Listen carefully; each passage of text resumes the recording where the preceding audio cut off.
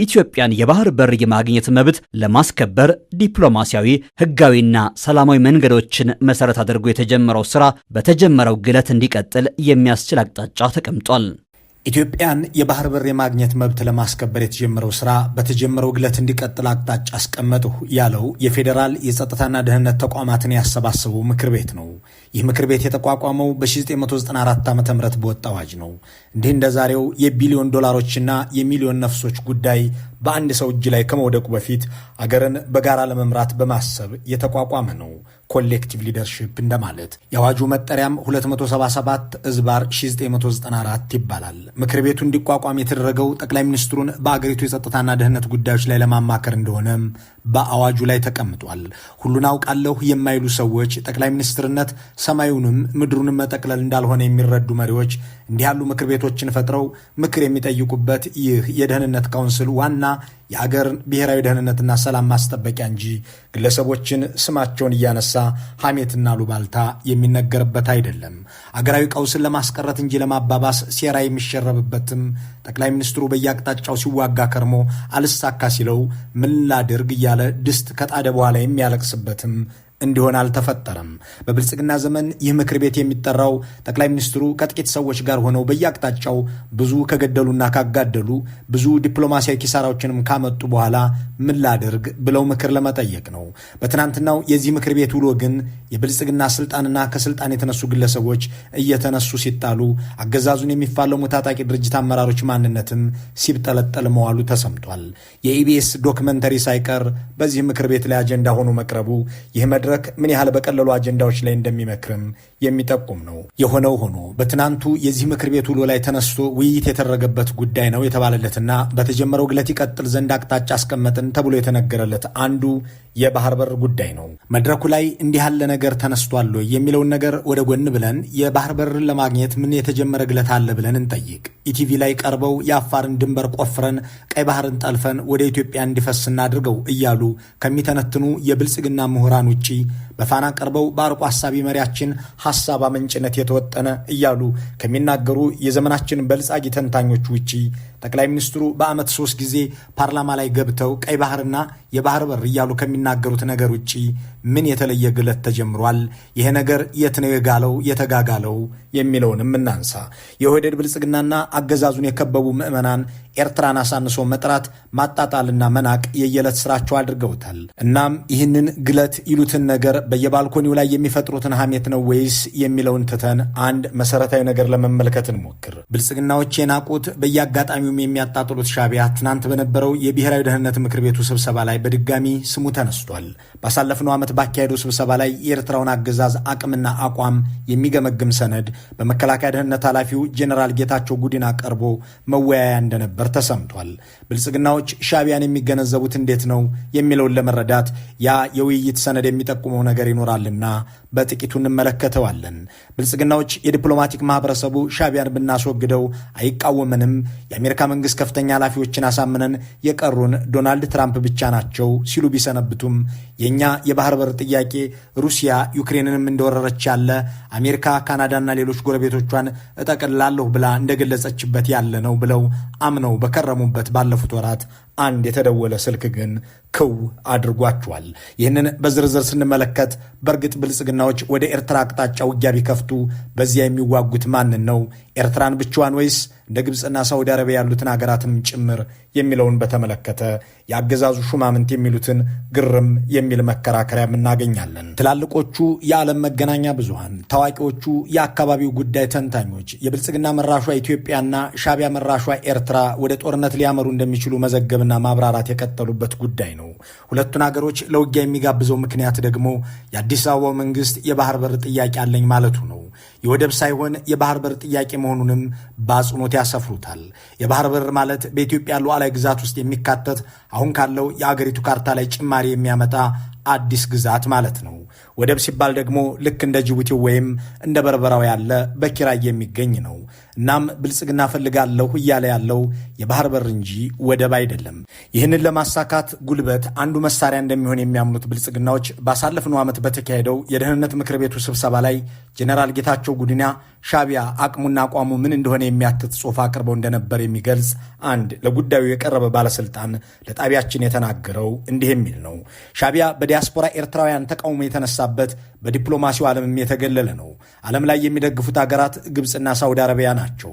ከኢኮኖሚ አንጻርም የኤርትራ ምጣኔ ሀብት በጥቂት የወርቅ ኤክስፖርት ላይ የተመሰረተ የረባ የውጭ ምንዛሬ ክምችት የሌለው በውጭ ሀገር ከሚኖሩ ኤርትራውያን አስገድዶ የሚቀበለው የ2% ክፍያም በአገራት ተቃውሞ ምክንያት እየተመናመነበት ያለ ነው።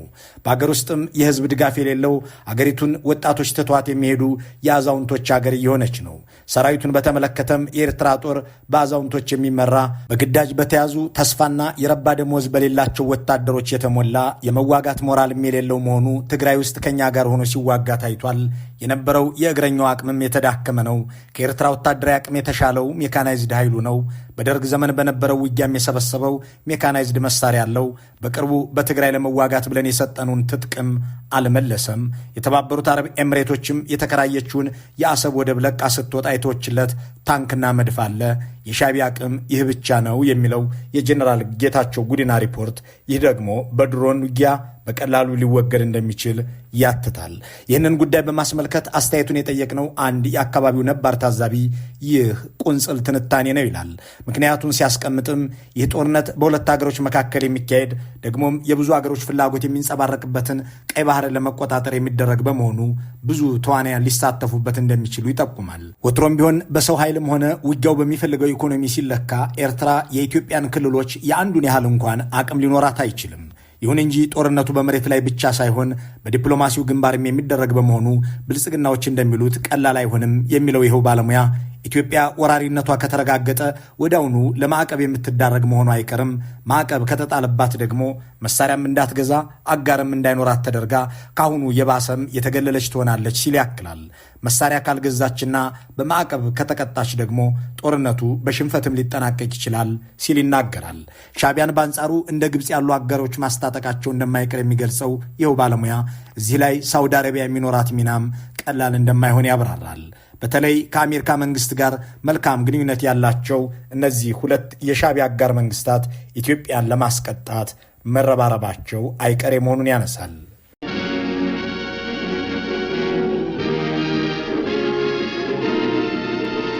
በ1945 የጸደቀውና ኢትዮጵያም የፈረመችበት የተባበሩት መንግስታት ቻርተር አገራት በድርጅቱ ውስጥ ያስታወቁትን ሉዓላዊ ግዛት ማንም ቢወርባቸው የተገባ እንዳልሆነ መውረርም የተከለከለ መሆኑን የሚያትት ነው።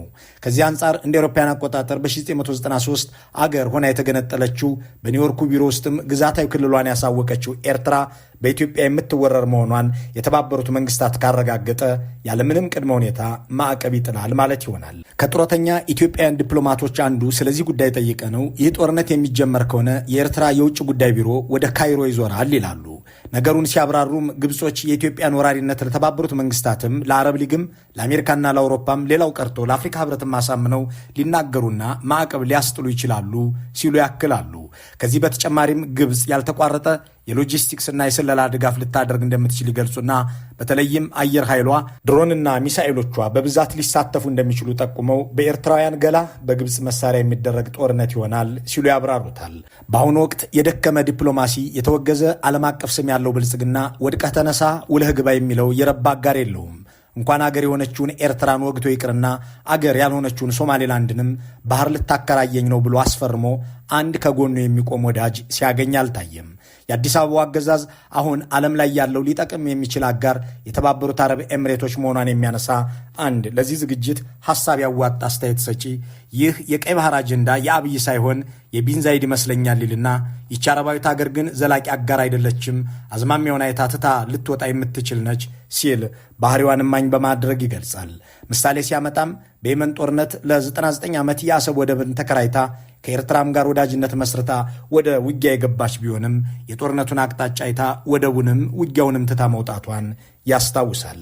በእርግጥ ከዚህ በተጨማሪም በሱዳን ጦርነት ውስጥ የምትደግፈው ሄሚቲ ተሸንፎ ካርቱምን መልቀቁ ሳይበቃ በምስራቅ አፍሪካ በምትከተለው አውዳሚ ዲፕሎማሲ ምክንያት ዓለም አቀፉ ግዘትና ጫና እየበረታባት የመጣችው የተባበሩት አረብ ኤምሬቶች ከብልጽግና መንግስት ጋር እስከ ቀራኒዮ ትቀጥላለች ማለት አይቻልም። ደግሞም ወዲህ የአረብ ሊግ አባል ወዲያ ደግሞ የግብፅ የቅርብ አጋር የሆነችው የመሐመድ ቢን ዛይድ አገር ከካይሮ ይልቅ አዲስ አበባን መርጣ እስከ መጨረሻው ልትዘልቅ ትችላለች ተብሎ አይጠበቅም። ይህንን ሐሳብ የማይቀበሉ አንድ ወታደራዊ ተንታኝ ግን በአሁኑ ወቅት ኤምሬቶች ለግብፅ የምታበድረውን ገንዘብና የምታደርገውን ኢኮኖሚያዊ ድጋፍ በመጥቀስ አቡዳቢ ለካይሮ ይህንን ድጋፍ የምታደርገው ምናልባትም በቀጣዩ የኢትዮ ኤርትራ ጦርነት ላይ እጇን እንድትሰበስብ ለማድረግ ሊሆን እንደሚችል ይገምታሉ። ከሳውዲ ጋር ከፍተኛ ፉክክር ውስጥ የገባችውና በጅዳ ምክንያት ከቀይ ባህር ምክር ቤት ውጭ እንድትሆን የተደረገችው የተባበሩት አረብ ኤምሬቶች በዚህ ባህር ላይ ሚና እንዲኖራት ትፈልጋለች። ከዚህ ቀደም በዲፒ ወርልድ አማካኝነት በጅቡቲ በኩል ቀይ ባህር ላይ መንቀሳቀስ የጀመረች ቢሆንም ከኡመር ጊሌ አስተዳደር ጋር ተጣልታ ወጥታለች። እናም ኢትዮጵያ ይህንን ባህር ተዋግታ ከተቆጣጠረች በኋላ ኤምሬቶች በባህሩ ላይ ሚናዋን ታስቀጥላለች። ለዚህም የብልጽግናውን መንግስት ደግፋ ልትቆም ትችላለች። ግብፅ ከዚህ ጨዋታ እንድትወጣ ለማድረግም ትጥር ይሆናል በማለት ያብራራሉ። እንዲያም ሆኖ ግብፅ ከቀይ ባህር ጋር ጉርብትና የሌላቸውን አገራት ወደ ባህሩ እንዲጠጉ አንፈቅድም ማለቷን አላቆመችም። የብልጽግናው መንግስት የተጀመረው ግለት የሚለው የባህር በር ጉዳይ በኢቲቪና ፋና ከሚቀርበው ፕሮፓጋንዳ የዘለለ ሌላ ምን ስራ ተሰርቶበታል የሚለው ጥያቄ ቢነሳ ልክ ይሆናል። አንዳንድ የብልጽግና ሹሞች ስለ ሁኔታው ለሚጠይቋቸው ሰዎች ዓለም አቀፋዊ ሁኔታው ለእኛ የተመቸ ሆኗል፣ ዩክሬንን የወረረችው ሩሲያ በአሜሪካ የማትወገዝበት፣ የዶናልድ ትራምፕ መንግስት የአካባቢውን ሀገራት ለመውረር የሚዝትበት ዓለም ተፈጥሯል፣ ይህንን ብናደርግ የሚቆጣንም የሚቀጣንም የለም፣ ይልቁንም ሀያላኑ ሀገራት ያደረጉትን ደገሙ ያስብለናል እያሉ ይናገሩ ነበር። ከዚህም አልፈው በፕሬዚዳንት ትራምፕ ዙሪያ ያሉ ሰዎችን አሳምነን ጨርሰናል፣ የቀሩን ራሳቸው ፕሬዚዳንቱ ብቻ ናቸው፣ እሳቸውም ጋር ሎቢስቶችን ልከናል ሲሉ ከርመው ነበር። ይሁን እንጂ ከ2 ሳምንታት በፊት የአሜሪካው የውጭ ጉዳይ ሚኒስትር ማርኮ ሩቢዮ የደወሉት ስልክ በዚህ ሁሉ ምኞታቸው ላይ ውሃ የቸለሰ መሆኑ እየተነገረ ነው። በርካታ የፈረሱና የወደቁ መንግስታት በሚኖሩባት ምስራቅ አፍሪካ ውስጥ ቀይ ባህርን በ1000 ኪሎ ሜትሮች የምትዋሰነው ኤርትራም እንድትፈርስ የማይፈልጉት አሜሪካኖች ወረራ ሲከፈት ዝም ሊሉ አይችሉም የሚሉ ገማቾች የሩቢዮ ስልክም ይህንን የሚያስጠነቅቅ ሳይሆን እንደማይቀር ያነሳሉ።